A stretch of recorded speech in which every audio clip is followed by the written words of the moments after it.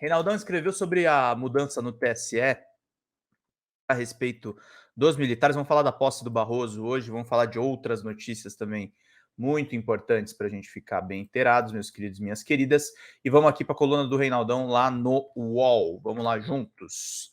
Militar não fiscaliza eleição e TSE não vistoria os quartéis. Parece justo. Vamos lendo aqui essa coluna muito necessária, meus queridos e minhas queridas. E vão pingando superchats. Muito obrigado a quem já nos ajudou. Vamos lá. O TSE alterou por unanimidade a lista de entidades que podem fiscalizar o código-fonte das eleições.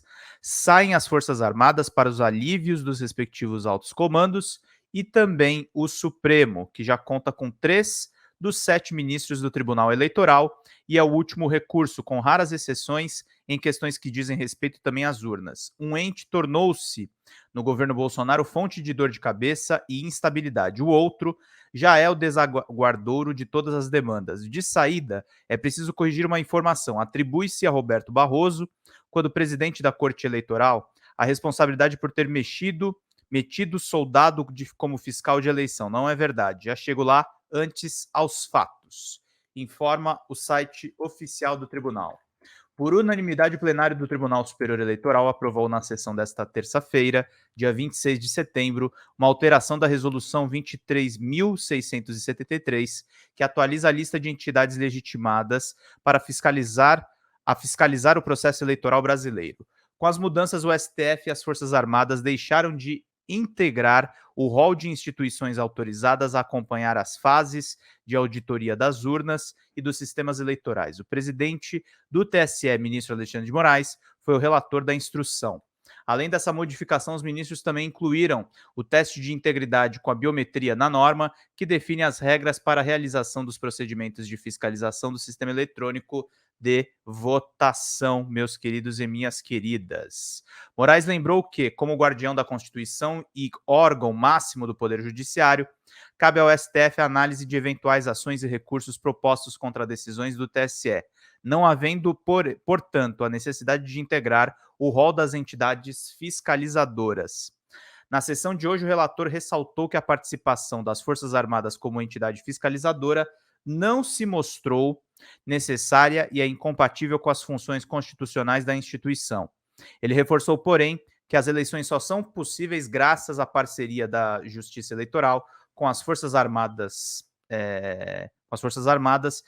responsáveis pelo transporte das urnas a local de difícil acesso. Os números das eleições gerais de 2022 demonstram a indispensável atuação das Forças Armadas junto à Justiça Eleitoral no segundo turno das eleições.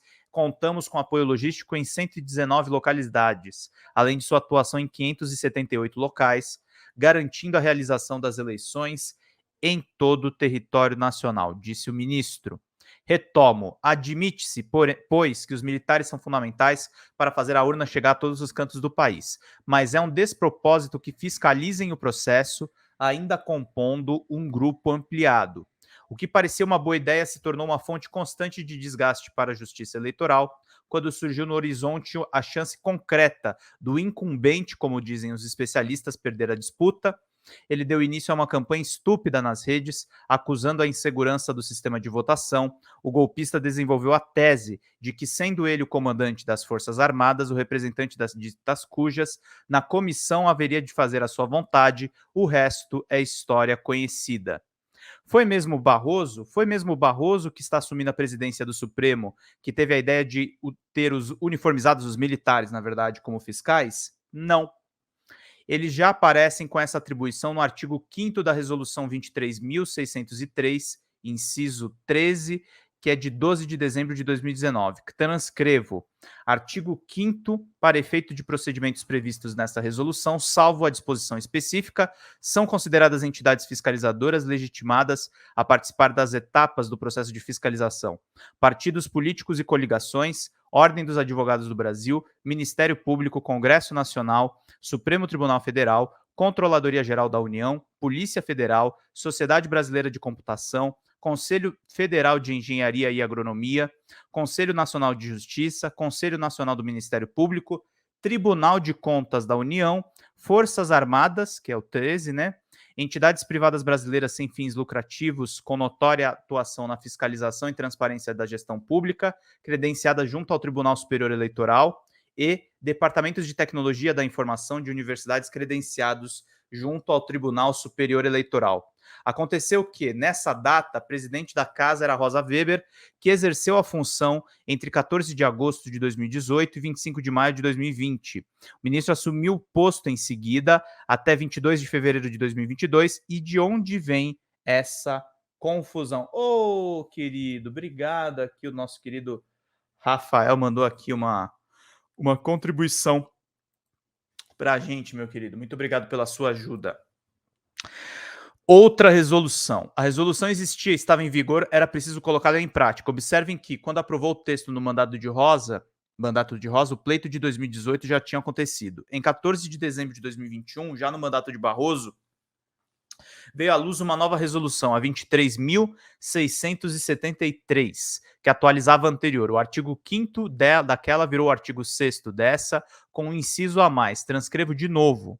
Artigo 6º. Para o efeito dos procedimentos previstos nessa resolução, salvo a disposição específica, são consideradas entidades fiscalizadoras legitimadas a participar das etapas do processo de fiscalização partidos políticos, federações e coligações, Ordem dos Advogados do Brasil, Ministério Público, Congresso Nacional, Supremo Tribunal Federal, Controladoria Geral da União e Polícia Federal, Sociedade Brasileira da Computação, Conselho Federal de Engenharia e Agronomia, Conselho Nacional de Justiça, Conselho Nacional do Ministério Público, Tribunal de Contas da União, Forças Armadas, Confederação Nacional da Indústria, demais integrantes do Sistema Indústria e entidades corporativas pertencentes ao Sistema S, que é o SESC, o SESI, essas entidades privadas brasileiras sem fins lucrativos, com notória atuação em fiscalização e transparência da gestão pública, credenciada junto ao TSE, e departamentos de tecnologia da informação de universidades credenciadas junto ao TSE. Se cotejarem, a única diferença está nesse acréscimo, que aparece como inciso 14 na Confederação Nacional da Indústria, demais integrantes do Sistema de Indústria e entidades corporativas pertencentes ao Sistema S. Barroso não tentou, como dizem por aí, fazer média com os fardados, chamando-os para integrar a lista de entes de fiscalização. Também não foi uma tentativa desastrada de cooptação. Cumpriu a resolução. Está culpando Rosa? Não estou culpando ninguém. Apenas informo como as coisas se deram e forneço links para que se verifiquem os documentos originais. Tá dizendo de onde veio, né, gente? E vamos bater aí 60 likes, que é muito necessário. Foi uma boa ideia? Foi uma boa ideia incluir as Forças Armadas na lista? Foi péssima. Note-se, no entanto, que todas as pessoas envolvidas nessa decisão atuaram de boa fé. Como haviam certos setores, geralmente ligados à direita e à extrema-direita, com uma certa desconfiança sobre a segurança do sistema e como esses nichos costumam confiar nas Forças Armadas, pareceu lógico que fossem chamadas justamente para testar a rigidez e a segurança do modelo.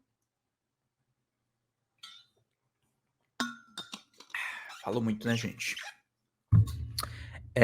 Acontece que não existem ciência, fato ou evidência, ou falta dela, que resistam à má-fé e ao pânico de quem se vê como derrotado e é incapaz de conviver com o contraditório.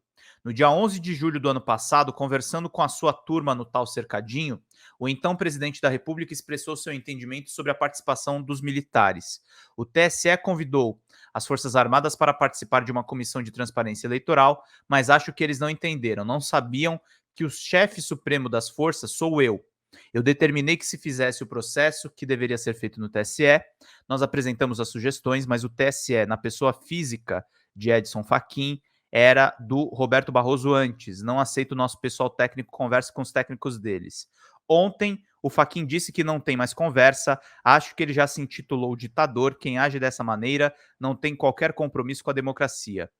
Vale dizer, o Arruaceiro queria fazer do militar da comissão instrumento para abalroar a eleição. E agora já sabemos que as graves questões apontando supostas vulnerabilidades que eram só um roteiro que tinha sido escrito por Walter Delgatti, cumpre notar que todos os outros entes, inclusive os técnicos, não viram irregularidade nenhuma.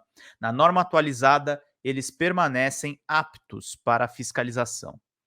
Decisão hostil, as Forças Armadas reagiram mal à mudança? Ao contrário, a situação é de alívio. Queriam tirar esse encargo dos ombros. Os que entendem do riscado e usar sempre souberam que não havia nem sinal de fraude. Bolsonaro, no entanto, mal baratava a disciplina. Vocês são meus subordinados e representam as forças das quais eu sou autoridade suprema, como está na Constituição. Tratem de fazer o que eu mando, confundir uma comissão de fiscalização, que tem que ser livre, com um quartel. Bem, essa fonte de perturbação acabou, ao menos essa. Os militares não tentarão ensinar o TSE a fazer eleição e este, por seu turno, promete não se meter em exercícios militares. Parece justo. Boa coluna aí do Reinaldão. Aliás, Reinaldo está cada vez melhor. Depois que foi demitido da Folha de São Paulo, então, mesmo o cara que nos chamava de Petralha, tá tendo análises muito lúcidas a respeito dos últimos eventos, meus queridos e minhas queridas.